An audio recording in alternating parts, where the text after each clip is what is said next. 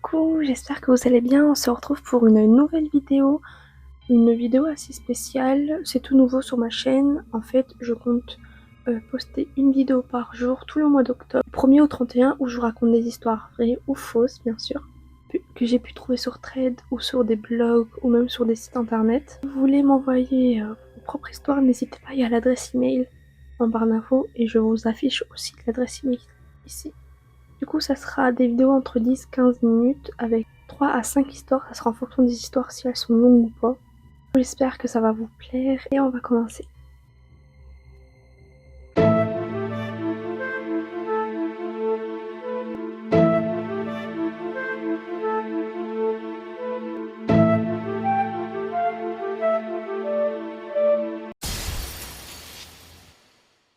Jeudi 19 janvier 2012. Cher journal, je m'appelle Amélie et je suis si heureuse de t'avoir enfin. J'ai attendu d'avoir un journal intime depuis si longtemps. Je n'ai carrément personne à qui parler. Je viens d'avoir 12 ans ce matin et tu es mon plus beau cadeau. Aujourd'hui, personne ne m'a souhaité joyeux anniversaire à part mes parents et ma sœur. Tout le monde m'a ignorée en cours. Personne n'a voulu rester avec moi. J'ai dû manger toute seule à la cantine pendant que les autres parlaient dans mon dos. Les gens pensent que je porte malheur. Ils disent que c'est de ma faute si Capucine est morte. C'était ma meilleure amie. Elle me manque. Je n'avais personne d'autre à part elle. Vendredi 20 janvier 2012. Cher journal, je suis si contente de te revoir enfin. La journée a été très longue sans toi. En cours de une fille qui me déteste a commencé à m'insulter et à me casser devant toute la classe. À un moment, la prof en a eu marre de lui, a fichu une heure de colle. J'étais bien contente. Je riais sadiquement dans ma tête. Il est là. Samedi 21 janvier 2012. Cher journal, c'est enfin le week-end. Je suis contente de pouvoir me reposer après cette longue et fatigante semaine. Je vais enfin pouvoir retourner à mes occupations, dessiner, sortir, prendre l'air, lire. Mais avant tout ça, j'ai une tonne de devoirs à faire. Dimanche 22 janvier 2012. Cher journal, aujourd'hui je suis tellement contente. Je vais partir une journée à la montagne pour faire du ski avec ma famille. Je suis si excitée. Je vais enfin pouvoir profiter de la neige, faire des batailles et peut-être me faire des amis. Tu vas me manquer. À ce soir. Dimanche 22 janvier 2012. Cher journal, me revoilà. Je me suis bien amusée et je me suis fait un nouvel ami. Il s'appelle Alex. Il est très gentil. Je pense même qu'il va devenir mon meilleur ami. Il m'a donné son Skype, son Facebook et son MSN. Je vais essayer de le contacter demain après-midi. Cependant, j'ai vu un type bizarre là-bas. Il avait les cheveux bruns, une veste orange, un pantalon noir et des bottes. Il ne me semblait pas avoir froid. Mais j'ai cru voir qu'il portait un masque blanc aux yeux entourés de noir et aux lèvres noires. Je me demande s'il n'avait pas froid pendant ce temps. Lundi 23 janvier 2012. Cher journal, aujourd'hui, je n'ai pas cours. Mes parents vont en voyage d'affaires pendant 2 semaines. Et ma sœur est partie en voyage avec sa classe. J'en profite pour te parler de ce rêve très étrange que j'ai eu cette nuit. J'étais plongée dans le noir total. Je ne voyais rien. Après quelques instants, mes yeux semblaient s'être habitués au noir et j'ai pu voir autour de moi dans un périmètre d'environ 6 mètres sur le sol. J'ai pu voir une lampe torche. Je l'ai prise et j'ai allumé. J'ai vu que j'étais dans un couloir, mais c'était très étrange. Ce couloir me semblait très familier.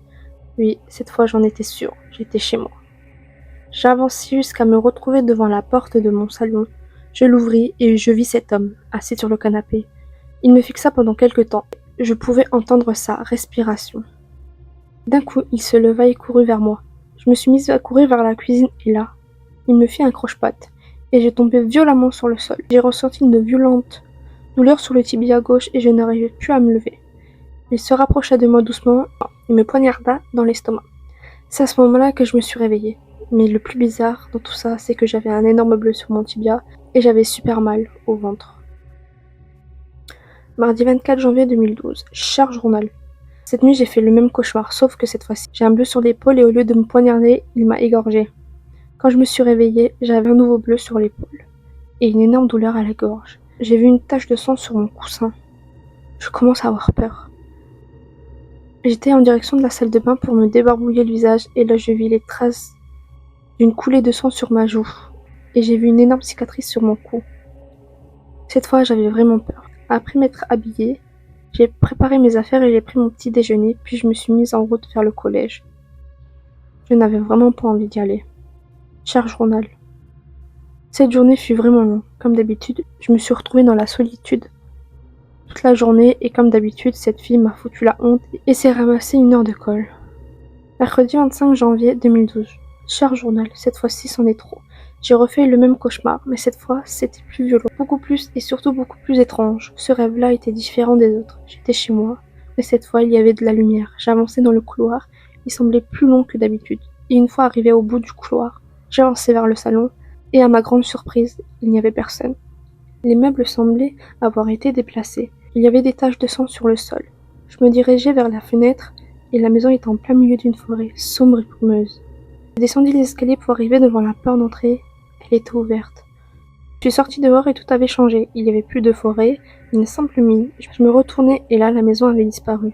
Je vis une lampe torche sur le sol et je l'ai prise. Je descendis l'escalier qui était devant moi pour arriver devant une porte de métal. Elle était à moitié ouverte. Je rentrai à l'intérieur et vis du sang sur le sol.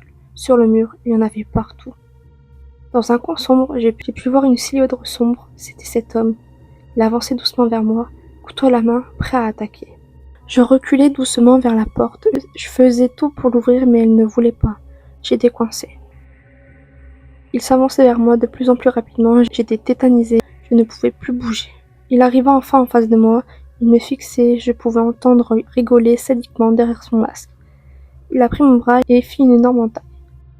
Mais je repris mes esprits et lui donna un coup de poing dans le visage. Il m'a rattrapé et il a commencé à me tabasser. Et il me fit un œil au beurre noir, une dizaine de bleus et me cassa le nez. Puis il sortit son couteau et m'éventra. Quand je me suis réveillée, je saignais du nez. J'arrivais à peine à bouger. J'avais une énorme entaille sur mon bras et surtout cette douleur atroce de mon ventre me faisait souffrir. J'ai appelé cet homme Masky, à cause de son masque. Jeudi 26 janvier 2012. Cher journal, désolé de te déranger si tard, mais j'arrive pas à dormir. J'ai l'impression que l'on m'observe. J'entends des bruits de pas dans le salon. J'ai peur. Je ne sais pas si je deviens folle. Je vais essayer de dormir demain. Vendredi 27 janvier 2012. Cher journal, cette nuit a rien d'anormal, pas de cauchemar, rien, mais ces temps-ci j'ai l'impression qu'on m'observe. Je pense que je vais placer une caméra dans ma chambre cette nuit pour voir ce qu'il se passe. Je vais prendre l'air pour me changer les idées. À plus tard, mon cher journal. Me revoilà. J'ai super peur tout à l'heure, alors voilà ce qui s'est passé. Je marchais tranquillement dans la rue quand je vis un chemin entre 2 immeubles. Il était sombre. Je savais que je ne pouvais pas y aller, mais ma curiosité a pris le dessus. J'avançais vers ce fameux chemin, il y avait une odeur nauséabonde comme une odeur de rat mort. C'était horrible. À peu près 5 mètres de moi, j'ai pu voir une silhouette sombre s'avancer vers moi. C'était lui. Dès que j'ai commencé à courir vers la rue, il se mit à me poursuivre. J'étais en train de pleurer. J'ai failli trébucher plusieurs fois, mais j'ai pu enfin sortir d'ici. J'étais toujours en train de courir quand je vis qu'il avait disparu. Je continue de courir jusqu'à chez moi. J'ai peur qu'il me fasse une embuscade. J'étais enfin arrivée chez moi, je fermais la porte à double tour, fermais toutes les fenêtres, les rideaux, je me suis enfermée. Me revoilà. Mon cher journal, je suis encore désolée de te déranger si tard, mais j'ai peur, j'entendais pas, je viens d'entendre un verre se briser. Il est là. Masky est là. Je l'entends arriver, il est derrière la porte. Il essaye de la défoncer, c'est la fin. Il m'a trouvé. Flash info, une petite fille de 12 ans a été assassinée dans sa maison hier soir. Sa famille qui était en voyage l'a retrouvée ce matin même, éventrée, couvert de bleu et de blessures. La police a retrouvé son journal intime. Il semblerait que tout y soit expliqué. Le tueur présumé est surnommé Masky. Encore recherché par la police, la famille de la jeune fille demande à porter plainte dès que le tueur sera retrouvé. Mais pour l'instant, fermez bien vos portes à double tour et vos fenêtres tant que nous n'aurons pas retrouvé ce criminel. On est tous les deux passionnés du l'urbex, toujours à la recherche des frissons et des lieux mystérieux à explorer. Un jour, mon père me parle d'une vieille maison abandonnée qu'il a repérée. Le soir même, vers minuit, on décide d'y aller. L'accès est galère, on doit marcher une vingtaine de minutes dans le bois. Pas de route directe. Avant même d'entrer, je me sens une ambiance bizarre, pesante, et je me dis que c'est sûrement l'excitation.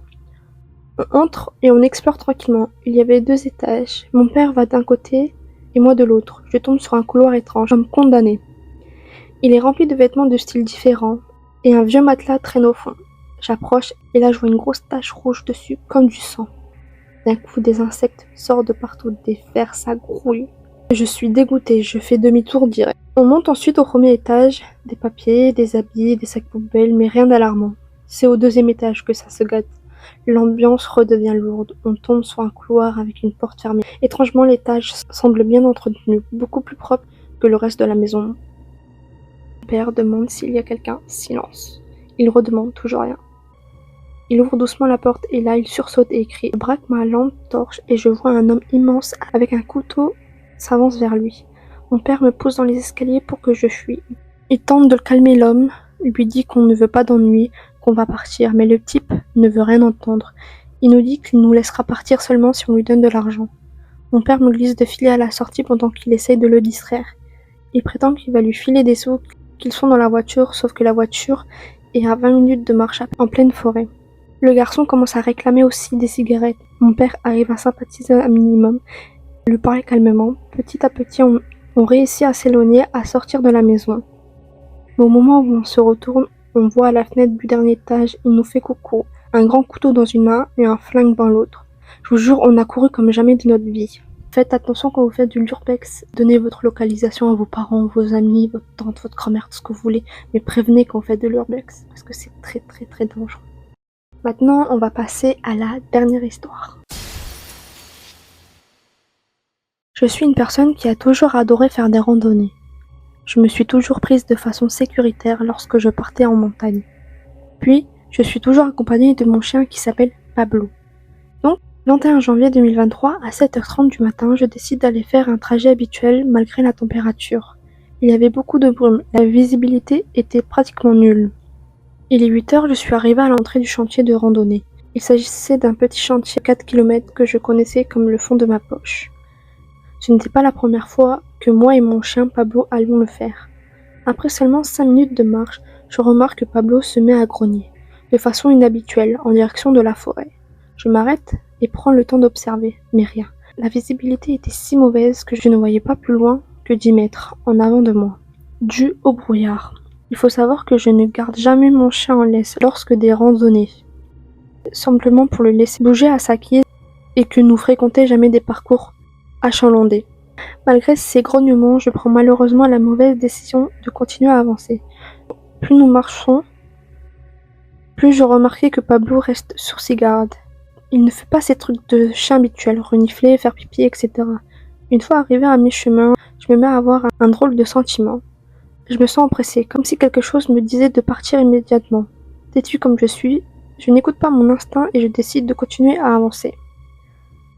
Nous sommes maintenant arrivés à la partie du chemin le plus encombrée d'arbres. Ma visibilité est de plus en plus mauvaise, et les grognements de mon chien deviennent incontrôlables. À ce moment précis, Pablo décide de ne plus avancer. Je m'approche de lui pour attacher la laisse afin de le forcer à avancer, mais justement, avant que j'atteigne son collier, il part et il fait demi-tour. Je me retrouve seule et paralysée. Je sentais quelque chose de mal près de moi. Je finis par reprendre contrôle et fais demi-tour. Mon chat m'attendait à quelques mètres plus loin, et nous sommes rentrés. Une fois arrivé chez moi, je raconte l'histoire à mes parents. Rempli d'ego, mon père décide d'aller voir par lui-même. Il prend la voiture, emporte le chien avec lui et se met à marcher. Lorsqu'il est rentré à la maison 3 heures plus tard, il m'explique qu'il n'y avait rien et que c'était probablement le chien qui avait senti un animal ou autre. 1 an plus tard, après cet événement, moi et mon père m'avons reparlé pour rigoler, mais c'est là qu'il m'a dit que j'étais devenue assez vieille pour savoir ce qu'il avait réellement trouvé dans les bois. Cette journée-là, il m'a expliqué que si j'avais continué à avancer de seulement 10 mètres de plus, je serais tombée face à un homme nu à un arbre en plein milieu du chemin. La brume m'avait donc empêché de voir l'horreur qui m'aurait probablement traumatisée à vie seulement 10 mètres devant moi. Depuis, je ne suis jamais retournée en randonnée. Voilà, j'espère que ça vous a plu. 3 petites histoires effrayantes, mais super bien. J'ai kiffé les lire. N'hésitez pas à commenter, partager, liker. Et je vous dis à demain. Bisous.